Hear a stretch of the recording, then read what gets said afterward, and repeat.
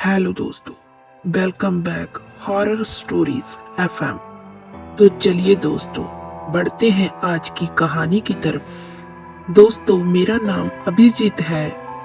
मेरे साथ हुई ये घटना 2020 की है, जब पूरे देश में लॉकडाउन लगा हुआ था।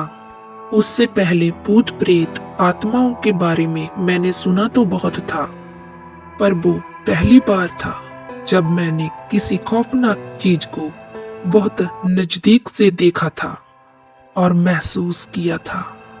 यह वो वक्त था जब लॉकडाउन लगकर 1.5 से 1 महीना बीत चुका था।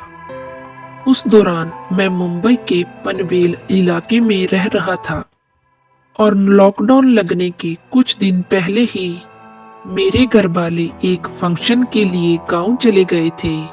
कुछ दिनों के बाद मैं भी गांव जाने वाला था, पर बदकिस्मती से उसी दौरान लॉकडाउन घोषित कर दिया गया। मेरे लिए अच्छी बात ये थी कि मेरे सारे घर वाले गांव में सुरक्षित थे और मैं अकेला जहां मुंबई में फंसा हुआ था। 1 डेढ़ महीना मैंने जैसे तैसे निकाल लिया और फिर मुझे घर पर बहुत ज्यादा बोर होने लगा। मेरे पास गांव जाने के लिए कोई भी ठोस कारण नहीं था और उस वजह से मुझे पास भी नहीं मिल रहा था। आखिरकार मैंने अपने ही रिस्क पर गांव जाने का फैसला कर लिया। सोचा कि पुलिस से छुपते छुपाते किसी तरह कच्चे रास्तों से गांव में पहुंच जाऊंगा। अपने दोस्त की मदद से मैंने अपनी बाइक की टंकी फुल कर ली और थोड़ा एक्स्ट्रा पेट्रोल बोतल में भरकर अपने साथ ले लिया और उसी रात कुछ जरूरी सामान के साथ अपनी बाइक लेकर मैं घर से निकल पड़ा। पूरे शहर में सन्नाटा छाया हुआ था। एक अजीब सी खामोशी थी जो शायद दुनिया ने पहली बार महसूस की थी। मैं किसी तरह पुलिस से बचते बचाते पुणे तक पहुंच गया। जहां भी मुझे पुलिस नजर आई, मैंने बाइक को ऐसे रास्तों से निकाला जहां के बारे में मुझे कुछ भी पता नहीं था। मैं बस मैप के भरोसे गाड़ी भगा रहा था और कुछ 3 घंटों के बाद मैंने पुणे को क्रॉस कर लिया। पर थोड़ा आगे जाकर मैंने देखा कि बहुत सारी गाड़ियां लंबी लंबी कतारों में खड़ी थी। मैं सब देखकर समझ गया कि आगे जरूर चेकिंग चल रही होगी, तो मैंने बाइक को पीछे मोड़ लिया और मैप पर दूसरा रास्ता देखा और फिर 30 से 40 किलोमीटर पीछे जाने के बाद मैं उस कच्चे रास्ते से निकल पड़ा। वो रास्ता आगे जाकर बहुत ही खराब था। आसपास ना ही कोई गांव नजर आ रहा था और ना ही कोई मकान। मैं 30-40 की स्पीड से बाइक को भगा रहा था। कुछ आधे घंटे बाद मेरी बाइक उसी रास्ते पर अचानक से बंद हो गई। मीटर में पेट्रोल तो दिख रहा था, लेकिन बाइक अचानक से क्यों बंद पड़ गई मुझे समझ नहीं आ रहा था। ऊपर चांद की रोशनी होने की वजह से आसपास कुछ कुछ नजर आ रहा था, पर वो रास्ता बहुत ही सुनसान और खामोश था। ऐसी खामोशी थी जो आपके अंदर डर भर दे। मैंने मैप चेक किया तो वहां से आगे एक गांव दिखाई दे रहा था, पर वह गांव काफी दूर था। मैं बाइक से उतरकर उसे चेक करने लगा। तभी मुझे सामने से पत्तों की सरसराहट के साथ साथ झाड़ियों के बीच से कोई चीज आगे सरकती हुई दिखाई दी। उस आवाज को सुन मैं एकदम शांत हो गया और वहीं पर बैठकर बाइक के पीछे छुप गया। मोबाइल की टॉर्च को बंद कर दिया और चांद की धुंधली रोशनी में सामने देखने की कोशिश करने लगा। रास्ते के किनारे एक बड़ा सा पेड़ था। ऐसा लग रहा था जैसे कोई मुझे वहां से छुपकर देख रहा हो, पर उसे देखने के बाद मेरा डर थोड़ा कम हो गया था, क्योंकि उस आकार को देखकर इतना तो पता था कि वह कोई जानवर नहीं है। तो हिम्मत जुटाकर मैंने उसे आवाज दी, कौन है? कौन है वहां? मेरी आवाज देते ही वो आकार थोड़ा पीछे हट गया और उसने अपना सर फिर से पेड़ के पीछे छुपा लिया। मैंने मोबाइल टॉर्च को ऑन किया और फिर से अपनी बाइक को चेक करने लगा। बाइक चालू तो हो रही थी, पर रेस देने पर बंद पड़ रही थी। मुझे बहुत गुस्सा आ रहा था।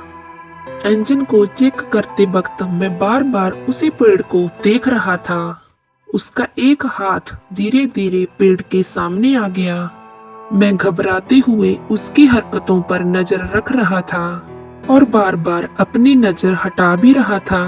उसका हाथ पेड़ की खाल पर था और तभी उसने अपने नाखूनों से पेड़ की खाल को कुरेदना शुरू किया। वह देख मैंने फिर से वहां से अपनी नजर हटा ली और बस मेरी नजर कुछ पल के लिए वहां से हटी ही थी कि वो परछाई एकदम रास्ते के सामने आकर खड़ी हो गई। उसे अचानक सामने देखकर मुझे झटका सा लगा। मेरी धड़कनें तेज हो गई। एक सनसनाहट से सर से लेकर पांव तक दौड़ गई। मैंने कांपती हुई आवाज में उससे पूछा, कौन कौन हो तुम? उसके आकार से मैं इतना तो समझ गया था कि वह कोई औरत है जो लगातार मुझी को ही घूर रही थी। धुंधली रोशनी की वजह से मैं उसे ठीक से देख नहीं पा रहा था, पर मैं डरा हुआ था।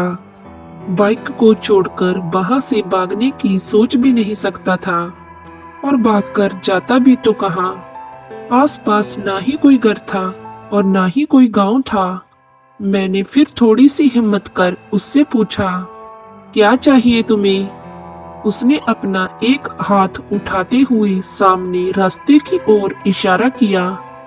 उसके उस अजीब बर्ताव की वजह से मुझे अब खतरा महसूस हो रहा था। मैंने धीरे से गाड़ी का स्टैंड निकाला और अपनी बाइक को धकेलता हुआ आगे जाने लगा।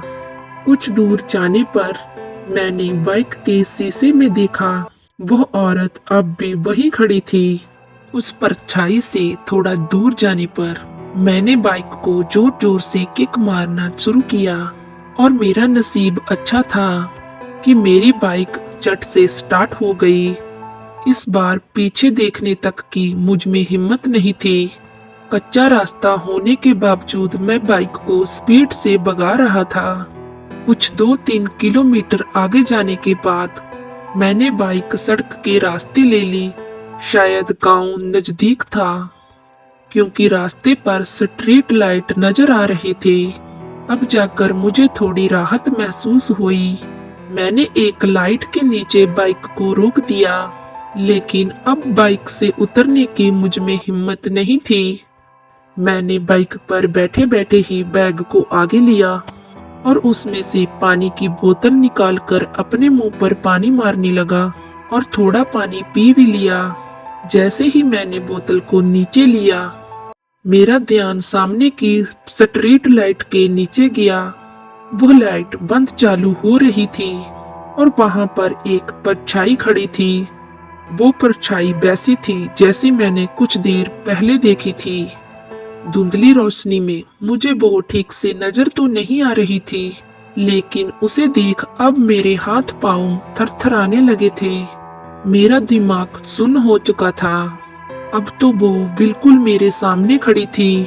अब भी वो मुझे किसी रास्ते की तरफ इशारा कर रही थी। यह सब देखकर मेरी हालत और ज्यादा खराब हो गई। मैंने किसी तरह अपनी बाइक को स्टार्ट किया और इस बार 80-90 की स्पीड से बाइक को भगाया।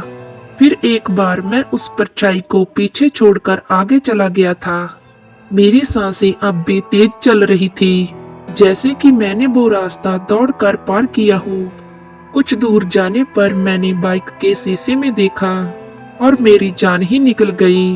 वो औरत मेरी बाइक के पीछे बैठी हुई थी। उसका झुर्रियोंदार सफेद चेहरा बिल्कुल मेरे चेहरे के पास था। आंखें तो थी ही नहीं, आंखों की जगह तो काले गड्ढे थे और उसके चेहरे पर एक शैतानी हंसी थी। पता नहीं, पर मैं उस पल किसी बेसुध की तरह बाइक को चला रहा था। मेरा पूरा शरीर हद से ज्यादा कांप रहा था। अचानक से मुझे बहुत ज्यादा ठंड लगने लगी थी। मुझे बस इतना याद है कि आगे जाकर मैं किसी चीज से टकराया था। उसके बाद पता नहीं मेरे साथ क्या हुआ था। मुझे जब होश आया तो मैं किसी गांव के अस्पताल में था और कोई आदमी मेरे पास बैठा हुआ था। कोरोना की वजह से लोगों को अस्पताल में आने की इजाजत नहीं थी। मैं अब भी बुरी तरह सदमे में था, तो मैं बस आसपास क्या चल रहा है वो समझने की कोशिश कर रहा था। पर कुछ देर बाद कुछ लोग आकर एक एक कर मुझे देखकर चले गए। तब उनमें से एक आदमी ने मुझे बताया कि मैं एक पेड़ से टकराकर बेहोश पड़ा हुआ था और जहां मैं बेहोश पड़ा हुआ था वह 2 गांवों के बीच का शमशान को जाने वाला रास्ता था। सुबह गांव के कुछ लोगों ने मुझे देखा तो मुझे उठाकर अस्पताल में भर्ती करवाया। वैसे तो मेरी हालत उठने लायक नहीं थी। हाथों पर पैरों पर बहुत ज्यादा जख्म थे। जख्म नहीं भी होते तो भी मैं वहां से जा नहीं सकता था, क्योंकि डॉक्टर ने मुझे 14 दिन तक क्वारंटाइन रहने को कहा था। दोस्तों, वो औरत कौन थी क्या थी मुझे पता नहीं चला, पर भला हो उन गांव वालों का जिन्होंने मेरी जान बचाई और 14 दिनों तक मेरा ख्याल रखा। तो दोस्तों, कैसी लगी आपको आज की कहानी? ऐसी ही हॉरर कहानियां सुनने के लिए प्लीज हमारे चैनल को सब्सक्राइब एंड वीडियो को लाइक जरूर करना।